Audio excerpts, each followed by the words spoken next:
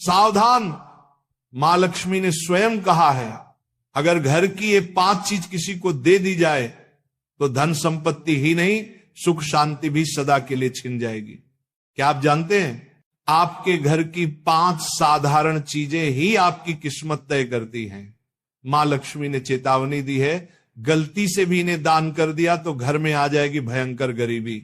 बहुत समय पहले प्राचीन भारत के एक छोटे से नगर विशालपुर में एक साधु का आश्रम था। वहां दूर दूर से लोग आकर आध्यात्मिक शिक्षा प्राप्त करते थे। नगरवासी साधु को आचार्य देव कहते थे, क्योंकि वे केवल भिक्षा लेकर जीवन व्यतीत नहीं करते थे, बल्कि लोगों को सही जीवन जीने की राह भी दिखाते थे। विशालपुर नगर समृद्ध था, लोगों के घर धन धान्य गहनों और रत्नों से भरे रहते थे। नगरवासी मानते थे कि ये सब माता लक्ष्मी की कृपा से ही है। नगर के बीचों बीच माता लक्ष्मी का एक भव्य मंदिर था। रोज शाम को वहां दीपक जलाए जाते, घंटियों की ध्वनि गूंजती और पूरा वातावरण श्री ह्रीं श्री महालक्ष्मी नमः के मंत्रों से पवित्र हो जाता।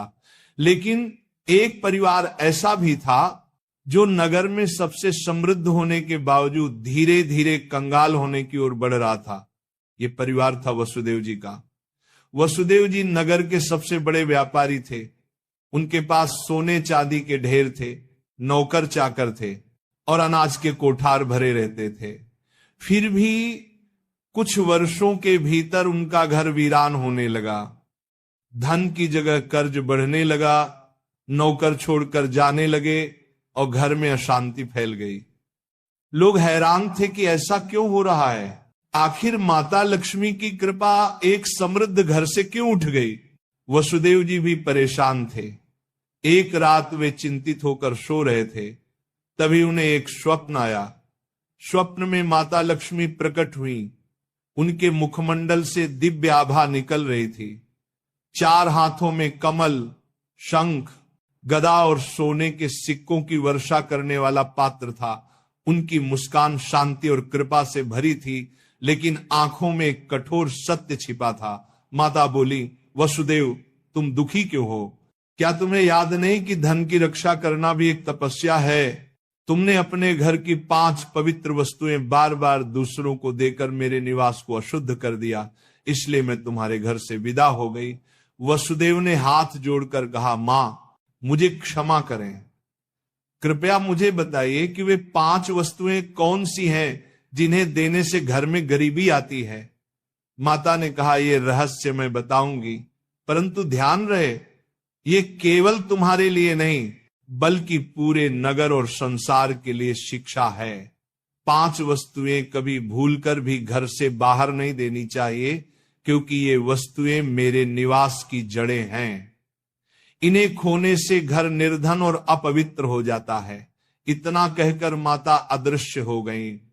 वसुदेव घबरा कर उठ गए।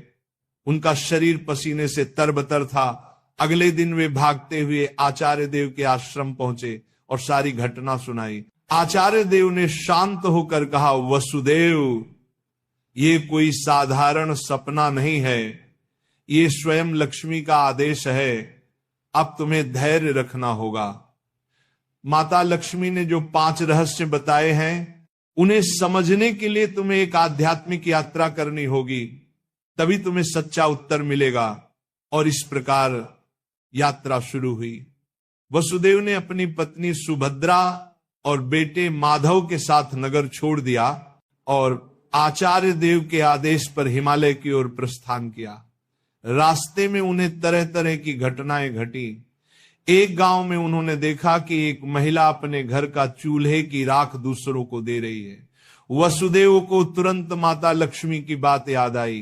क्या राख की भी उनमें से एक वस्तु है? उन्होंने महिला से पूछा, बहन तुम ये राख क्यों बांट रही हो? महिला ने कहा, महाराज लोग मानते हैं कि राख खेत में डालने से फसल अच्छी होती है। वसुदेव ने सोचा, लेकिन यही तो गलती है।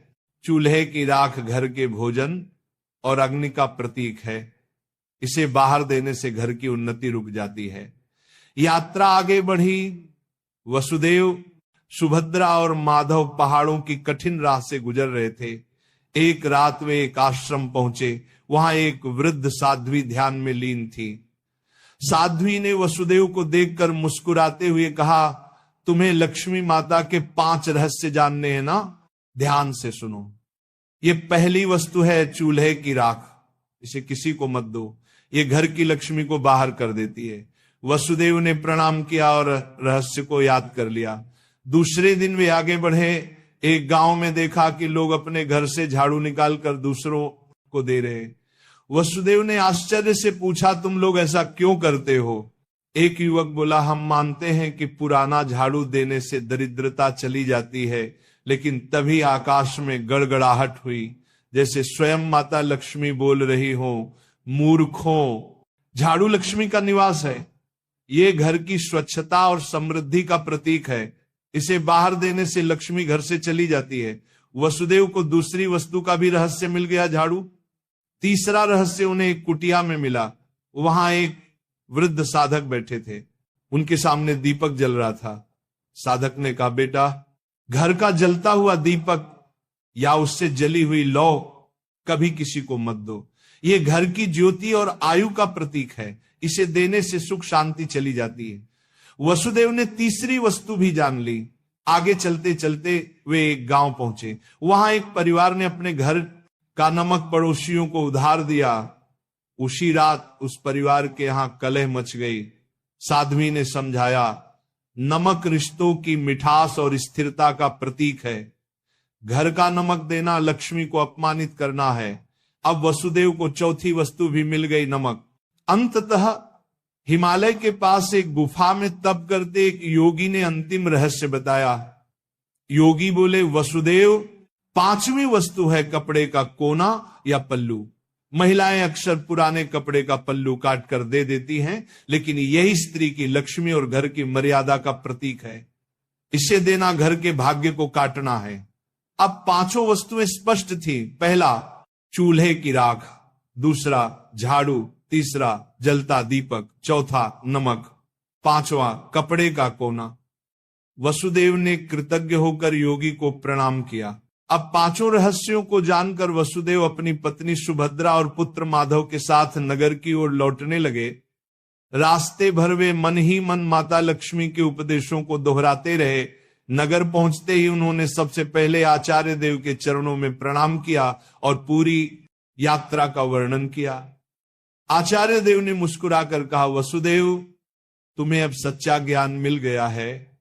इन रहस्यों को केवल अपने तक सीमित मत रखना, बल्कि नगरवासियों को भी बताओ, ताकि वे भी लक्ष्मी के अपमान से बच सके। आचार्य देव की आज्ञा पाकर वसुदेव ने नगर के बीचों बीच सभा बुलाई।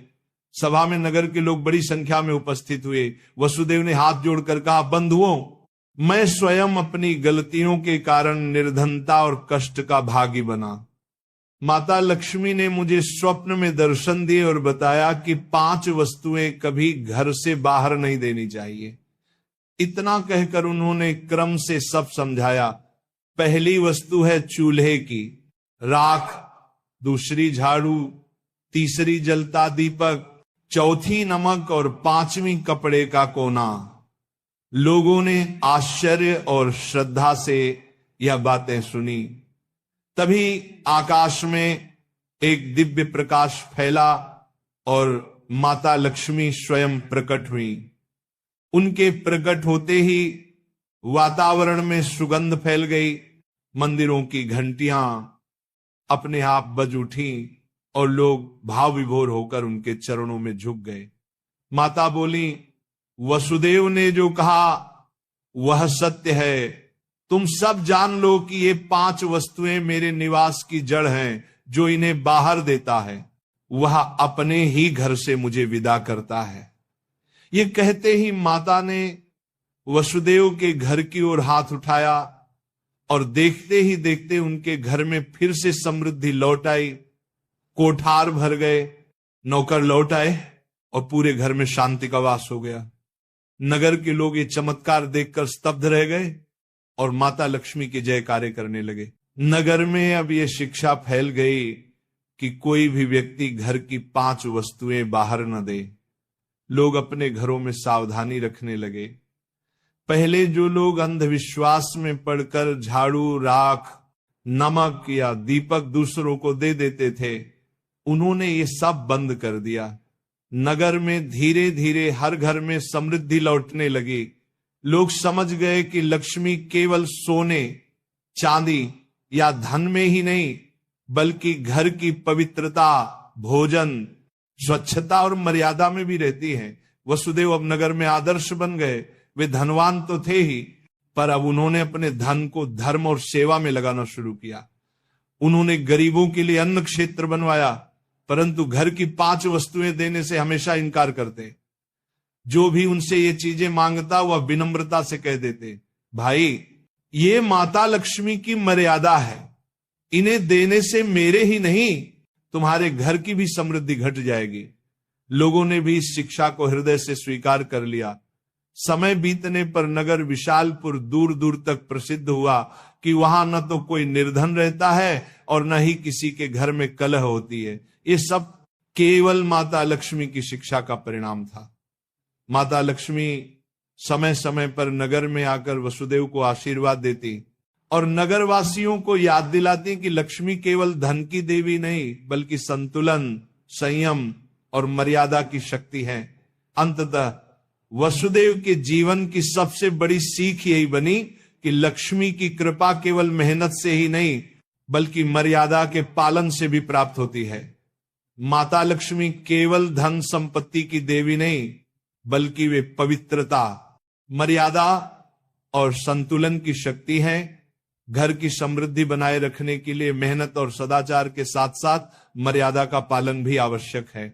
चूल्हे की राख, झाड़ू, जलता दीपक, नमक और कपड़े का कोना, ये 5 चीजें लक्ष्मी का निवास मानी जाती हैं। इन्हें घर से बाहर देने का अर्थ है लक्ष्मी को स्वयं विदा करना।